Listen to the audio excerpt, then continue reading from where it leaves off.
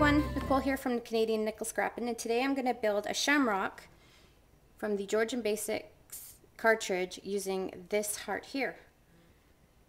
So all you do is hit your shift key and then you select the heart. And you need to hit the shift because it's up in the top right corner there. And there's my heart. I don't know if you can see that. Probably not very well. And then just hit cut. I have it set at 2 inches. Actually, I'm going to go down to 1 3/4. Okay, so next to my Cricut, I love my Cuttlebug. So this is the Divine Swirl Cuttlebug A2 folder. And I'm just going to take my hearts. Sorry, the sun is coming in this morning and it's very warm in here. So I just want to have my hearts in there because I want to give them a little bit of dimension. I like texture when I'm scrapbooking. So you just want to stick it in between the two B plates. I just got my Cuttlebug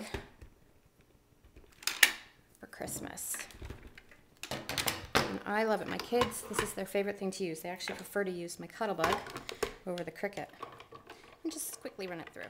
Okay, so this is going to be my image I'm using. It's the TGF Digi image, and I've used it on one of my other cards. I just paper pierced the corners because I like to have that area filled up. I don't really like it when it's all opened up. And I missed one here. So what I used is my little Stampin' Up! Mat, and then I used, this comes with the mat, and you just line it up in the corner. It's got these nice little lines. If you don't have this is a really fun thing to own. And then you just kind of punch. I just punched the corner pieces 4 down. I'm probably going to cover this up, but it gives you the idea of what it looks like. And then it just helps get rid of all that white because I don't really like it when it's so much white. I've picked 3 colors. I've picked, because it's St. Patrick's Day, I've picked Old Olive, which is kind of going with my paper theme here that I've picked out. And then I'm using Certainly Celery and Always Artichoke. So I'm just going to go ahead and color this. What I like about these Stampin' Up! Markers, if you don't have them, and I believe the Copics are the same, or Copics, whatever they're called, they have two thicknesses. So one is really thick for doing big spaces, and one is super thin for getting into little spots. And also, I do a lot of journaling in my scrapbooks, so it's also really good for doing that. Okay, now that my creepy cakes girl is all colored in with all the colors I've chosen, she's still a little too stark white in the face. So I'm gonna use my Stampin' Up! Pastels. I don't use these a whole lot, but I have been using them more, and kind of that's my goal, is to use more of the stuff that I've got. And I really like this because it matches all my Stampin' Up! Colors that I have. Not that I have all these colors, but I do have a lot. Plus it also does a full write-up of all the colors, so then you know exactly where, if you want to coordinate. So I want to give my girl a little bit of a rosy cheek, and that's what I like about this, is it's just a subtle little look. Just smudge it in there, and then I wipe it off with my finger. Now I'm ready to assemble my little creepy cakes girl for St. Patrick's Day, and I've chosen this color. I don't know, it's a Stampin' Up! Color. I don't know what color it's actually called. I had a piece of this Kiwi Kiss cardstock, and then I embossed it with my Elegant Bouquet, and that's a Stampin' Up! A2 folder for the Cuttlebug. And then I'm going to use this little piece of my Rockabilly paper, which I treasure because I'm running out of it. Stamping Up from, I think, a couple of years ago. I'm going to use the cheater method.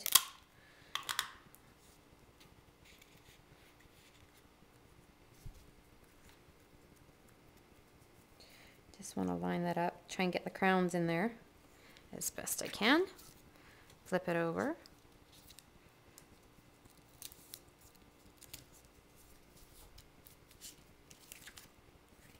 And there we go. It's nice and, get it nice and straight on there.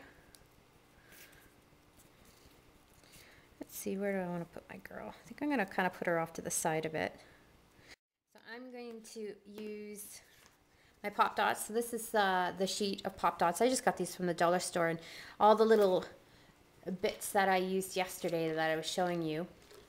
When I'm done this sheet, I put this through, which I didn't mention yesterday, through my cutter, and I just kind of score along all the way and across this way, and then once I scored it all, I give it to my kids because it gives them something to do, and they rip it all off to get the little tiny pieces that we get in this. So I mean, that's a lot of extra dimensionals that you can get. I think I want to right about there. Now here's my cute little hearts that I made so that they could be a little shamrock, and I put a little green brad right there in the corner.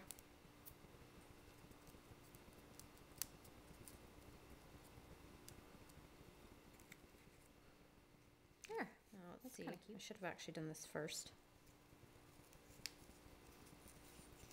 See if I can do this. I always cut this ribbon way too short.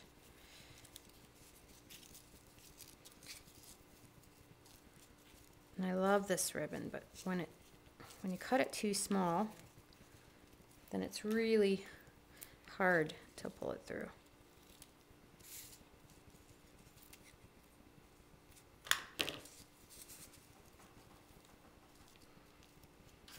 Just cut that a bit more.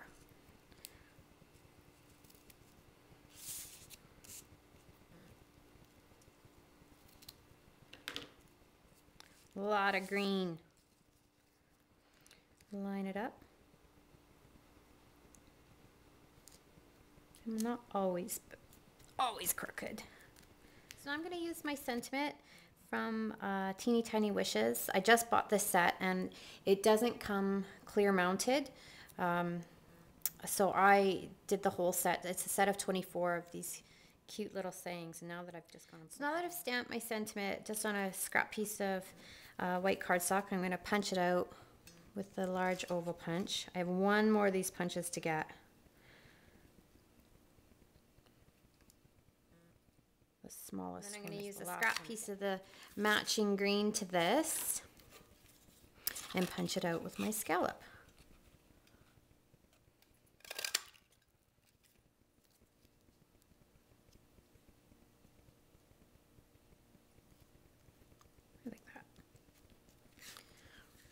And there you have it. And there's my finished St. Patrick's Day card. I hope you have a great day, and thanks for watching.